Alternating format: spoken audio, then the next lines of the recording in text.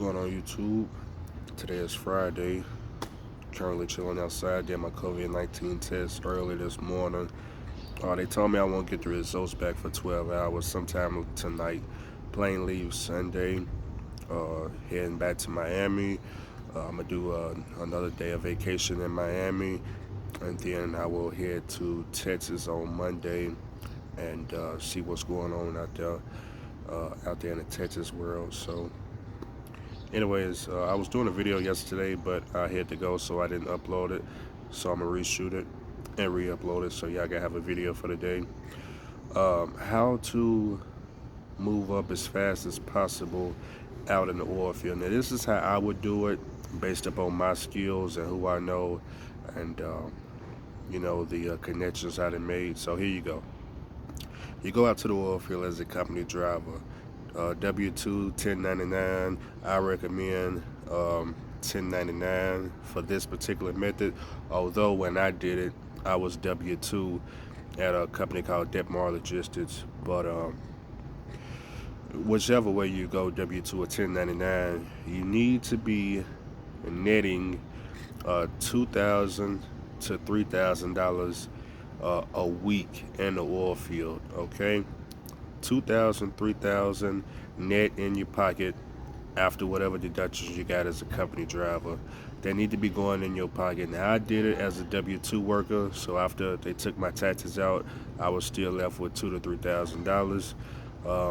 There's not a lot of people paying W-2 in the oil field. Um, my particular carrier, they do pay W-2, but but the people that I know that's on W-2, they tell me they only make $1,000 a week, and I don't recommend nobody come to the oil field for $1,000 a week. That don't make any sense whatsoever. I only recommend you come to the oil field to make $2,000 to $3,000 a week. Now, you can also obviously do this in the drive-in reefer world. Find your little Russian company or American company that's gonna pay you $2,000 to $3,000. I wouldn't even drive a truck if I got more than 1 year of CDL experience. I wouldn't even drive a truck anymore unless I was making $2,000 to $3,000. Simply because there's a lot of carriers outside the mega carriers that are paying that much. Like I said, you got the Russians, you got VL Trucking, but that's 1099. The Russians are 1099. Um, some of the more experienced people in the trucking world, they don't really want me recommending 1099 because a lot of y'all not gonna pay those taxes. You're not gonna get a payroll system. You're not gonna even take that method whatsoever. So you gotta have a plan if you're gonna run this 1099. And I'm gonna give you the plan. Let me go back to the oil field. Okay, let me show you my method. Okay, come to the oil field, W-2, 1099. You make your $2,000 to $3,000. You save that up. Save about $10,000. Go to the auction, or you could do like me. You could find a carrier that sells their equipment. You could buy their equipment. That's what I do. I got my truck from a company called Brady Transport, and then I got my trailer from the carrier I work with now. A lot of carriers, they just sell their old equipment for little or nothing. I mean, that flat top of 15,000, my trailer was 7,000.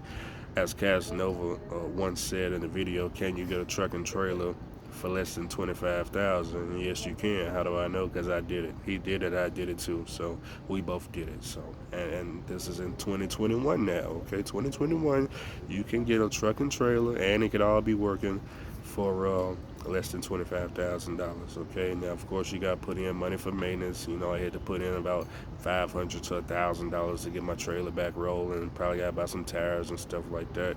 Truck, it's been running 4 years.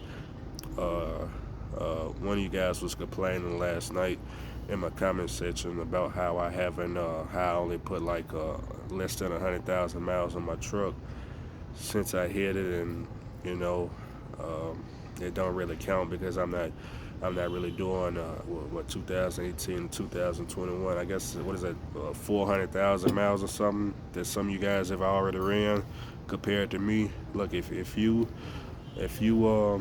want to run go OTR, and do 100,000 miles a year. There's nothing wrong with that, for 100,000 miles. That's wonderful. That's just not what I'm not interested in running 400,000 miles and having nothing to show for it. Okay, I don't want to do that. Okay, yeah, it's true. Yeah, I ran about 100,000 miles since 2018, and yeah, I did 100,000. You did 400, 500,000. You know, hey, it is what it is. I put the least amount of wear and tear on my engine. So anyways, moving along. So you go to the auction, or you go to a carrier, you buy the old truck, or you buy a truck from the auction. You got to do your research. A lot of y'all ask me, hey, Andrew, what kind of truck and trailer, or what kind of truck should I get? I recommend '07 and older, but that's just what I would get.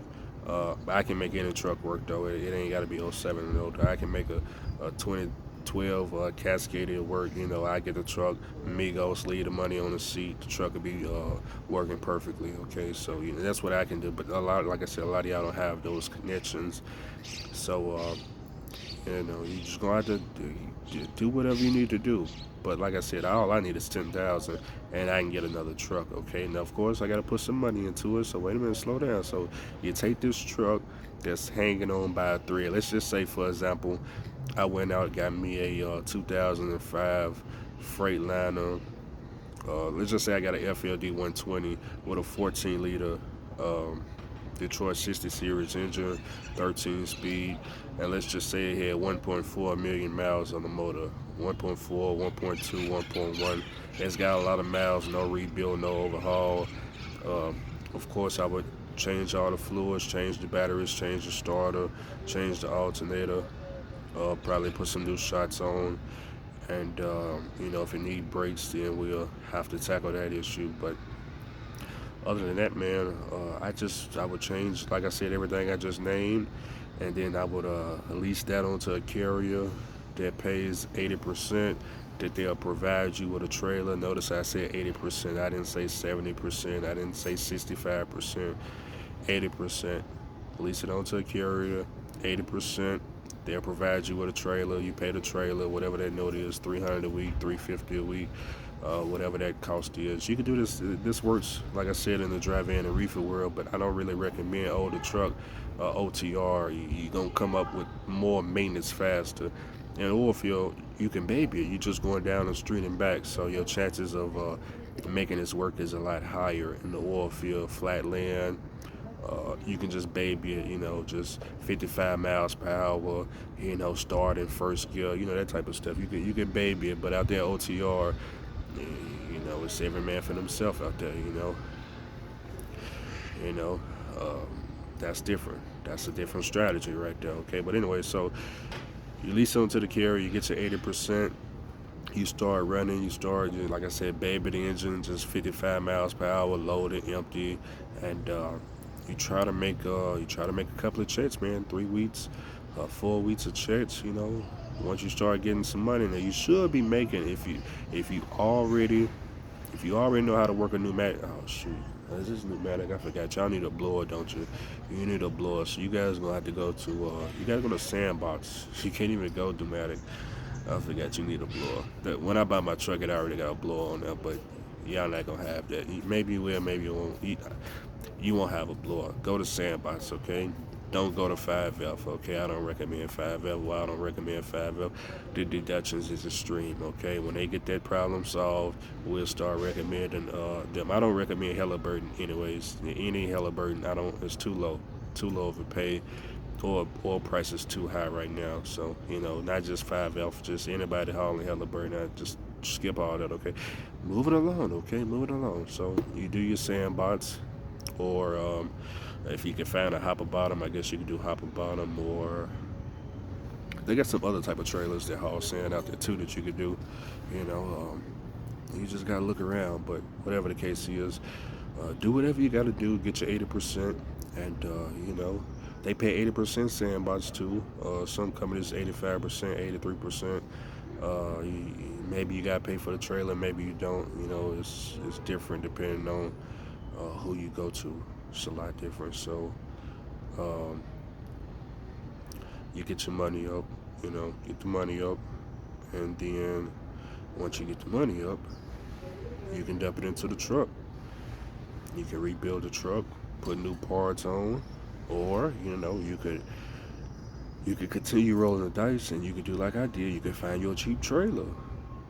They got them at the auction. Of course, it's gonna be an older trailer like mine, 1970, 1980 Buller.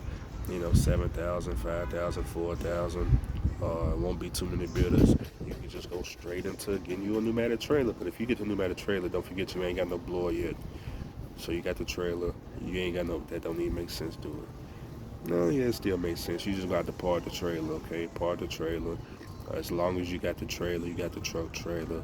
Continue running the truck, you know. Get the money up for the blower. Now, let's just say one thing you can do also, one thing you can do when you're a company driver, right?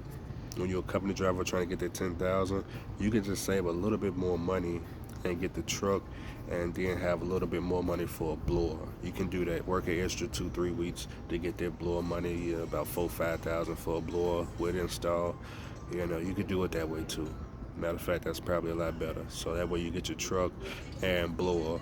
Now you in the door. Yeah, that sound better, don't it? Yeah, get the money for the truck and blower, okay?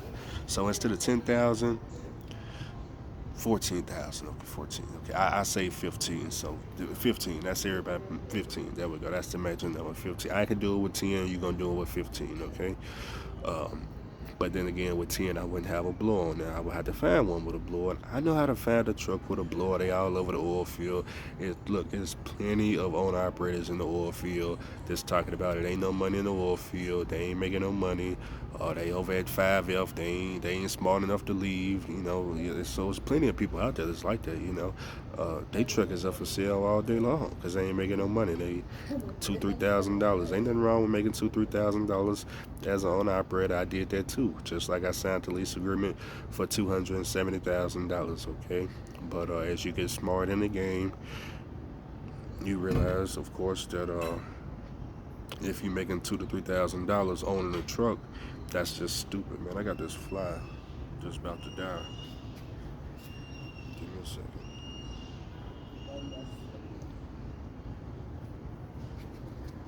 There we go. Interrupting production time now. I'm all over the place in this video, but y'all ain't doing nothing today but watching me. Okay, so anyways, back to it. So, like I said, you gotta get with the right carrier. Now that $2 3 thousand, that's not gonna work. That's what we trying to make as a company driver. Once you get your own truck, you lease on the sandbox, whatever you gotta do, you want to try to aim $4 to $6 thousand. Okay, $4 to $6 thousand. Okay, take home. We talking about take home. Of course, you got to go with the carrier that's not deduction. Just not charging all these deductions. That's one of the problems with 5F. Too many deductions with the low rates with the customers. Okay. I just use them for example because a lot of people got bad experiences with that carrier on Sand Haulers of America. So it is what it is. Of course, I was there before it became 5F, and the writing was on the wall. It's right. I looked at the wall. The wall said run, and I said, damn, I'm out of here. I mean, it was right there on the wall, spray painted. It just said run. And I said, oh, no problem. Writing on the wall. I'm out. I was gone. I'm doing a lot better ever since. Ever since I left, I've been doing a lot better. Just trying to tell you, you ain't listening, though. You ain't listening. You ain't listening. Okay. But are you listening now? Okay. Now, you got your truck, you got the blower, you got the trailer. Now you need to find a carrier that's paying 85 to 90%, okay? 80% is cool. I'm at 80%. But of course, if you're paying attention now, I just told you, you want to find 85 to 90% if you own truck trailer with the blower, okay? Uh, do I know where I can find 85 to 90%? Yes, I do. Am I going to put that out there? Nah, that's for y'all to research, okay? The 90%, that's more with your own authority. That's 90 to 100%, by the way. 90% leased on to a carrier, but by having your own authority, it's some apps. It's a couple of oil field apps that you can use your authority to use those apps. I give you one for example. You got that Automatize app. You can get on there for 100% with your own authority, while you leased on whatever carrier with your own authority. So it's apps out there that you can use. But like I said, you need your own truck, trailer, blower, and all that good stuff. Okay, now this also works with the drive-in world. You don't even need a blower. You don't even need a blower. You ain't got to worry. You just need truck, drive-in, reefer, trailer. But because I haven't tried to use an older truck to make OTR style method work, I don't really want to talk about that. Because it's a lot harder to make connections. If you got somebody dispatch you, sending you all over the planet, anything. All it takes is one run to put you out of business with an old truck. All you need, I'm talking about a truck with nothing done to it. Uh, hey, we got a run going from Texas to New York, or Texas to any of them PA mountains, Texas over there to Oregon. That's all you need. Texas to Washington, Texas to Washington. That's all you need to put you out of business. Just one load. Come on now, you may make it. You may make it. I took a gamble. I took my truck from Tennessee to Phoenix, Arizona. Of course, I used Interstate I-10, of course. But hey, I made it. I made it. So I made it. Yeah. I made it. Yep. So did. You can too. But hey. I'm talking about the oil field, because the oil field, it makes a lot more sense. Why? Because you can baby the engine with no work, 55 miles per hour. Just, hey, the saying to get there when it get there. It's gonna get there. You ain't running pneumatic. You only need 2 loads. That's all you need. You don't need sandbox. You need that. If you trying to race with other people and do 3, 4 loads, pneumatic, you just need 2 loads. Just 2 loads with the right customer at the right carrier. Now, okay. What I mean by 2 loads, let me give you an example. My carrier, one run, 60 miles. I want to say, I'm not looking at the race sheet. Let's just say 650. Okay, $650 for about 50 to 60 miles. What the hell is that noise? Must be an animal or something. Uh, 50 to 60 miles, $650. You do that twice, you're looking at $1,300 for the day. Running that 6 to 7 days out of the week, and you just pay fuel and insurance. Okay, fuel and insurance. And see how them deductions get low? Fuel and insurance. I didn't say fuel, insurance, escrow, e-log, IFTA, fuel, and not fuel, Blue Beacon, and paint for the truck, and a tire fund, and lotion fund, and hotel bill, and what other type of scams y'all paying for? Every time I look at somebody selling, there's something new on there. Y'all paying $400 a week for escrow. If the carrier got an escrow, you don't need to be there. If they got an escrow, you don't need to be there. Just go on. Hey, you don't need to be there. My bad. Hey, do you plan to ask the carrier for money?